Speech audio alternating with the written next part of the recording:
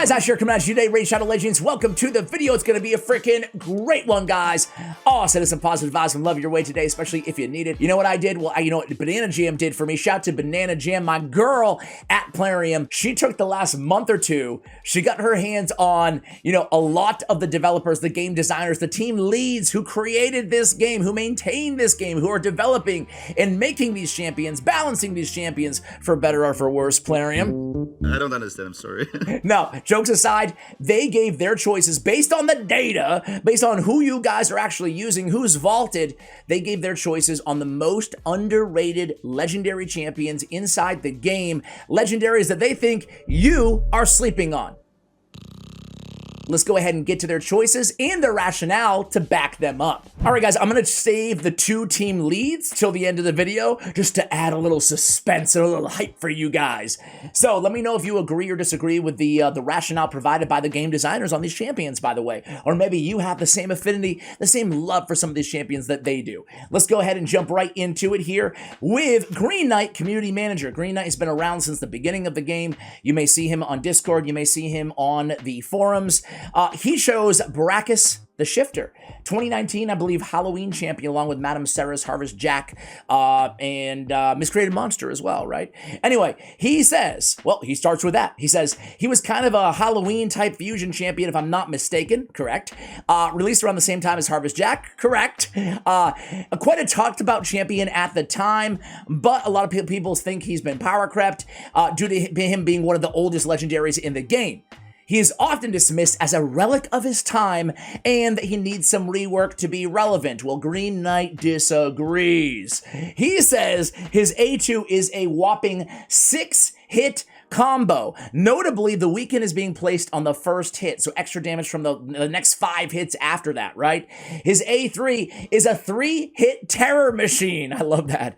As each hit has a 50% chance of placing a true fear debuff, and if it does, it places 2 fear debuffs on other random enemies. This can disrupt and ruin enemies' team synergy by eliminating or scaring the most crucial, scaring, the most crucial link on the middle of the turn. It's not an easy move to pull off in gold tier or higher arenas, but even the possibility makes him a very fun champion. So that is pretty dang cool. He also has the revive with the immediate extra turn, which can be super annoying as well. I love the immediate extra turn on beast mode on the passive. So Brackus the Shifter, guys, I don't know about you, but I actually like this champion too. I like him a lot. He's not an AoE, but boy, he has a lot of hits and he does a lot of cool stuff. I love how he called out the Hunter's Howl in terms of it being a good disrupting ability. All right, next, guys, is Ruslan, a motion designer. Sorry, by the way, guys, if I'm butchering your names. I really sincerely apologize, but you guys know me. That's what I'm known for. Nice. Do you mean Denise? Son of a bitch. You say your name right now. Denise? Say it right. Denise. Correctly. Denise. Right. Denise. Right. D-nice. That's better.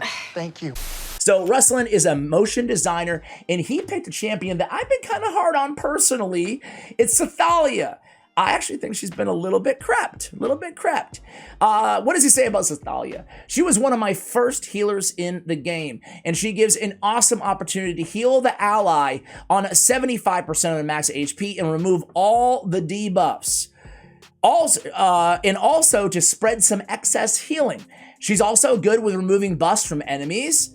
And let's not forget about the chance to set a boss on fire with her A1, which has helped him countless times in Doom Tower with that HP burn. What do you guys think about Sathalia? She has the buff removal, the decreased turn meter, the increased turn meter, on a 3-turn. I mean, that is a really good ability. So, I really can't argue too much. It's weird. As much as I love Sathalia, I think ever since kind of Polymorph, Stone Skin, since that meta developed a 1.5 years or so ago, I just haven't found like a great use case for her personally, but maybe Ruslan's onto something here. Maybe I ought to use him. Now, Roidian, who's a game designer, he picks, this is crazy. Roidian, if you're watching right now, bro, guess what? We have the same first legendary. He picked Biggin. That's my first legendary. And he goes on to say, this was my first legendary champion in Raid. And after 3 years of playing, I still use him in many locations. He's my main food farmer for campaign.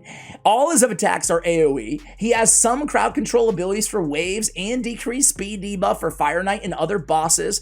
And he's a really great champ overall. Does a lot of damage, brings a lot of control. As he mentioned, AoE on the A1, AoE on the A2. We get the stun, decreased accuracy on a 3-turn cooldown. It hits very hard. And then Molten Slag, man, this one is just a monster of ability, which it ought to be. It's on a 5-turn cooldown, but there it is with a decreased speed and decreased turn meter. I mean, it's a very, very good. He's my first legendary too. I remember my first epic and my first legendary. Do you guys remember your first? You never forget your first, right? You never forget. Biggin and Skull Crusher were mine. Both Ogren. I don't know what that says about me. I guess I get great taste. Great taste. Should have been War Mother. You've got expensive taste, boy. Next up on the list is going to be, I'm going to skip over the team lead. We have Stan. Stan from, I can pronounce a Stan, from the game designer team. He picked very interesting choice as well, Blood Gorged.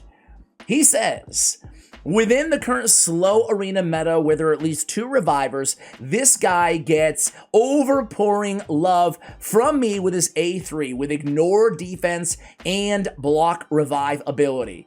Massively affects my tag team arena performance. So you guys play tag team, huh? Raid developers? Interesting. It's set up. You gotta get out of there. They're gonna kill you. Which ones? All of them! Players, 10-second warning. I've got a feeling. You're the ones. Usually underrated by opponents in live arena, where everyone tries to block my more popular nukers. He slides in there with Blood Gorge and absolutely decapitates, literally, with his A3 ability here, them.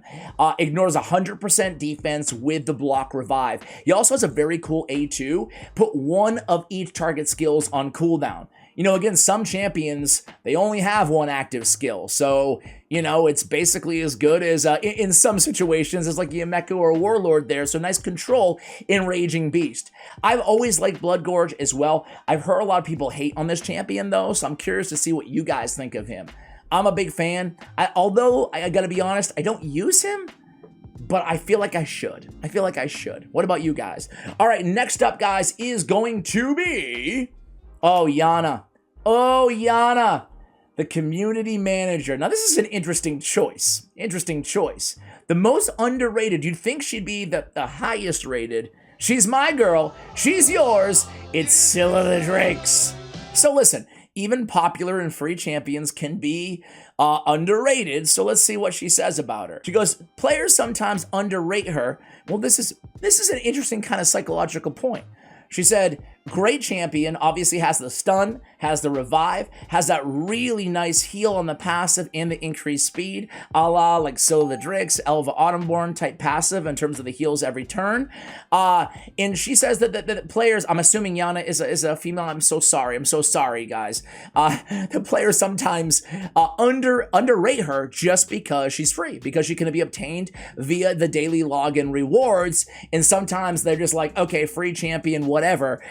She feels like she's really one of the top champions out there in the game, and I guess people feel like they can outgrow her, whereas she still brings a ton of utility to the table. So that's an interesting take. I can't call her underrated. I think she's properly rated personally, but I can see the point though. You give someone something for free, and they think it's worth less. If you make them pay for it, like everything else in this game, then they think it's worth more, right? Next one here is HeartRay. HeartRay from the Automation QA. Interesting. This is a very interesting choice. I'm really curious to see why he picked Gamaran.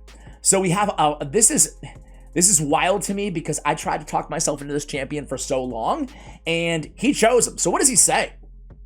A rather unique support champion. Yeah, you can say that. You guys can read the A3 as I read this. The only champion in the game capable of... This is cool. This is on his A2, by the way. Let me just go here. The only champion in the game capable of spreading buffs and applying a block revive to already dead enemies, allowing him to unleash the potential of many single target nukers. When used manually and with a thorough understanding of his abilities, this champion can be a valuable asset in the arena. Interesting. Adjust his speed to either outpace your damage dealer to steal buff from the enemies before nuking. He works great with a Turvo, for example, he recommends. Or make him slower to immediately follow up the nuker and apply a block revive on fallen enemies with this ability right here. Prioritize applying block revive to support the tank champions first, as subsequent damage proves to be quite significant. Interesting. Additionally, remember to take advantage of his passive skill, which allows him to conditionally revive an ally. Above all, it's essential not to forget about the dangers of polymorph. We're not going to forget, bro. Trust me, man. We're not going to forget HeartRay. Listen, I love that he chose him. Furthermore, HeartRay came with the thunder. He gave a lot of strategic advice on how to build this team. This is interesting here. He's right about the buff spread. Attacks all enemies, 100% chance of stealing a random buff from each enemy, and then after stealing, applies a buff spread, taking a random buff from this champion, placing it on all allies. The only champion in the game that has that. He's very fast too at 109. And he mentions the significant damage. We should prioritize block and revive over true fear, so build him slow after the nuker. Really, really interesting there. What do you guys feel? I might give Gamaran another shot. Very cool looking champion. He doesn't look too happy in his avatar though. Are you okay, man? You need to see a dentist, bro. All right, next up, guys, we have the Diamond. The Diamond is a game designer. He's also active in the forums and on Discord as well. He picked an interesting one as well here. He picked not Vassal, Varl the Destroyer. I get him and Vassal the Vassal and Varl, and what is he? Was he an orc? Is Varl an orc? Yes, he is. My bad. Varl the Destroyer is an interesting one. I think that Vassal the Seal is underrated personally. That's why I think I initially went right to him.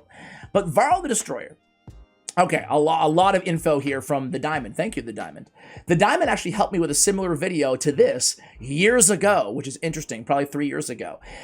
Anyway, he says, Varl shines in long fights with Clan Boss, both Demon Lord and Hydra Clan Boss. With his passive skill, he can increase his attack by 100%. Thus, making each of his attacks a wrecking force.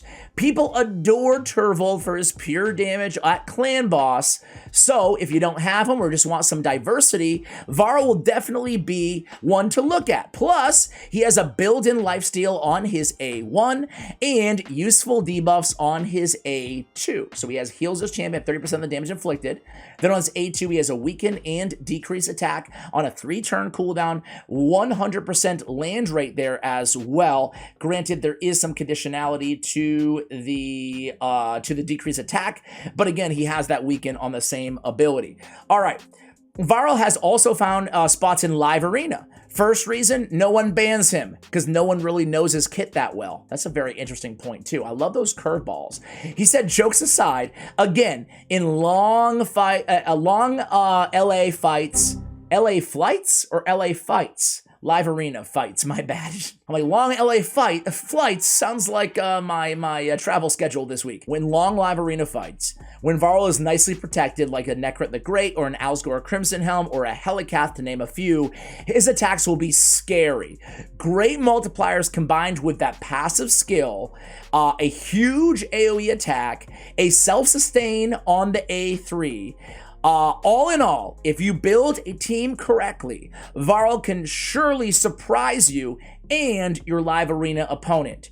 You can check Shinny's video dedicated to Varl's performance in live arena. Really worth it. I will find that video and I'll link it for you guys in the show notes below. Very interesting there. I like that. I really like that. All right, next up, guys, we have, sorry, I kept it scrolling each way on there's so much information here packed by BananaJam into the spreadsheet that I had to scroll to find the next response. Anyway, Orome, the game designer Orome, picked Elder Skarg. Interesting.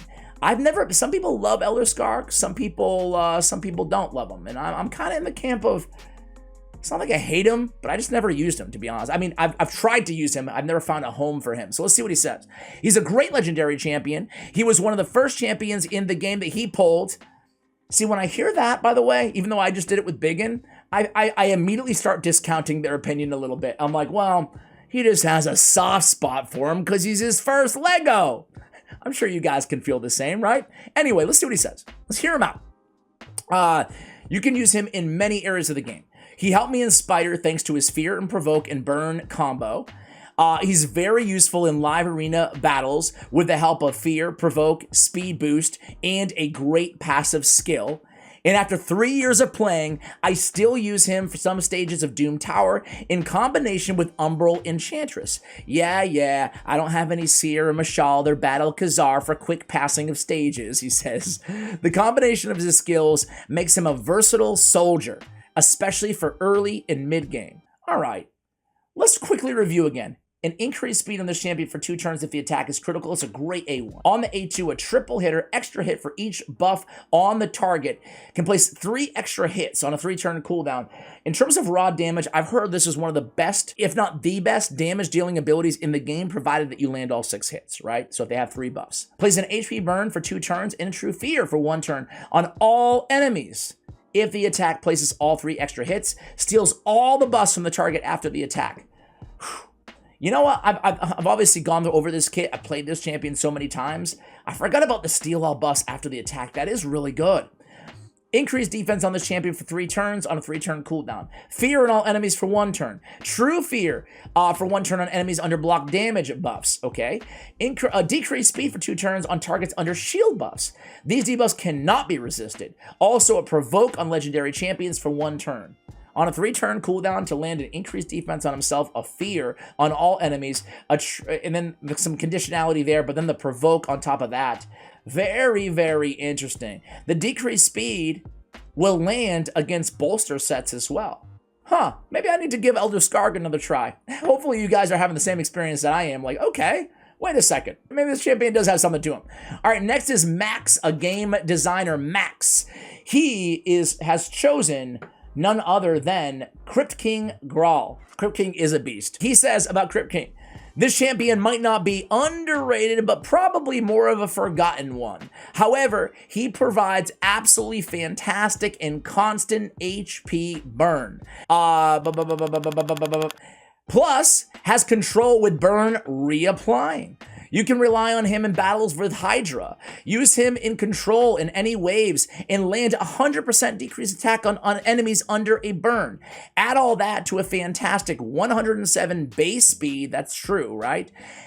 In good defensive stats, he's old, but he's gold. I like that. So he's landing the burn for 2 turns on a 3-turn cooldown. But then he has an AoE freeze and an HP burn debuff for 3 turns if the target's already under HP burn, and it cannot be resisted. So essentially, we are extending forever HP burns placed by his A2 on the A3. He can also solo a bunch of content as well. I agree, but frankly, just in line with today's video, and I haven't played him enough, man. I need to play him more often. HP in all battles by 33% as well. Next, we have Ilia. Ilia is a project manager, and she, I think, chose Martyr. Listen, I know the whole Plarium game team is watching this video, so gives me a second to talk to you guys one-on-one. How about a little bit of a speed boost to Martyr, you know? That was great! And while you're at it, how about every legendary that's ultra slow, I'm talking like below 95 speed, how about giving them a little bit of a boost? Customization! Genius! And while you're at it too, one other thing, I don't know why, but Hackhorn Smashlord. Can we make him a little bit better? Can you bring this down to a 3-turn cooldown, this A2? Then, like all the other, even epic cleansers have a 3-turn cooldown, you know? Write that down, write that down! Anyway, I appreciate you guys. Thank you. Is it weird that I'm using this time in my video to talk to Plarium to try to get them to buff champions? Anyway, back to Martyr. Top defensive aura in the game, 33% defense in all battles. Great, fantastic. But wait a sec. I don't think she said like the top, but am I crazy, or does Blind Seer have a better defensive aura by 1%. How you like that? All right, back to Martyr. Very close, right? So one of the top defensive auras in the game. You love that. Perfect champion for clan boss teams, especially alongside Helikath. Also, she can be used in battles with Fire Knight and Doom Tower for the additional control. One of the 3 champions in the game with a counterattack mechanic, brings the increased defense plus the AoE provoke and decrease attack. A lot of essential debuffs and decreased defense on the A1. She's an old school GOAT. I remember back when I started playing this game, I think every tier list back in 2019 that I can remember, at least, everyone had her as the #1 champion in the game. Martyr or Valkyrie. Every tier list, you OGs know what I'm talking about, okay? All right, guys, we got to the final game leads, the final 2 champions of the video. The first one here by Dimitro. Dimitro picked a very interesting champion. I'm shocked at this choice, honestly. But this is a team lead, a QA team lead. So we have by Stophus, really good AoE attack champion that has very good controller skills.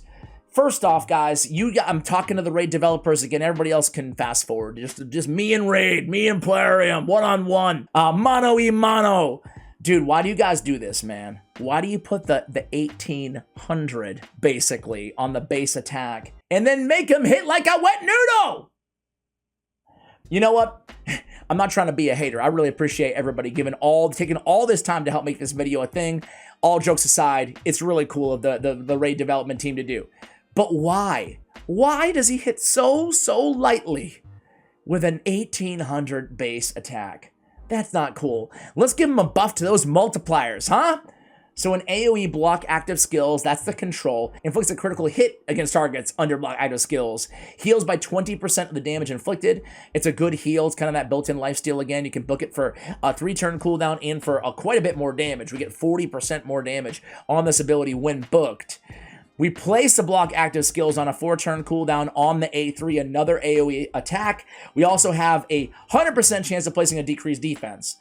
Again, here I am. I'm being so greedy here. I apologize, RAID developers. You guys are awesome. You make an awesome game that I cover every day. So for that, I thank you. But can we make the decreased defense last for 3 turns? Or bump this down to it. You're not going to bump it down because block active skills you don't put on a 3-turn cooldown very, very seldomly. But can we make it last for 3 turns, kind of like a Shigor type ability? Because he's just not a dependable decreased defense champion for a legendary, with it being on a 4-turn cooldown. So that would be my recommendation. But, you know, his kit, if he did a little bit of damage, his kit would be really solid. The problem is there's no damage with it. So with all due respect, Dimitro, give him a buff. Give your boy a buff. You love him anyway, and you're in charge, at least of the QA team, you know? Let's move it on here. We have Eugen, the game design team lead. The game design team lead, Eugen here. He picked our only duplicate of the video. I hate to be anticlimactic at the end, but he also picked Blood Gorge, and he gave a little bit longer of a description of Blood Gorge. So 2 employees, including the game design lead, picks Blood Gorge. Clearly the winner of this video, Mr. Blood Gorged. A Nephro wannabe, or maybe who looks better? They have the same exact look, same exact weapon, everything about them. Who do you think looks better? Oh, you know what?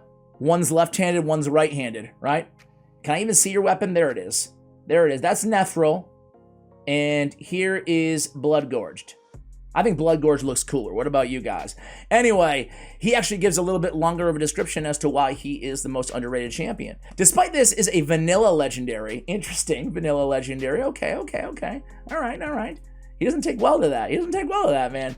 He might be a bit outdated now, but he's a very, very strong nuker. His A3 is 100% ignore defense. We talked about block revive, a guaranteed almost one-shot against almost any champion in the game because it hits so hard on that A3. On the A2, it's a very strong hitting with a nice bonus in form of the increasing the cooldown of enemy skills. A double hit on the A1 with great multipliers. In the current PvP meta, Blood Gorge can be a very strong pick if you need to remove a champion from the battle fast and keep them removed. So Bloodgorge is the winner of the video, the only champion to be chosen twice. You know, all jokes aside, I know it's kind of, you know, tongue-in-cheek throughout some of this video. I really do appreciate the time and effort that the game designers. I'm sure they have a lot to do, or other better things to do than give input and advice or content to a, you know, talking head on YouTube. So I really appreciate anybody who took the time to do this, as well as BananaJam for putting this together. Guys, let me know which of these champions resonated with you and which didn't resonate with you. Furthermore, before you click off this video, tell me, I might get greedy here and ask BananaJam to hook me up with another question to developers. Should we do the same with epics or even rare champions? What would you like to see if we did a follow-up on this video? See, I'm peer pressuring the developers to take part by including this at the end of this video. Much love, guys. I appreciate all of you. Thank you for watching, and as always, take care, guys.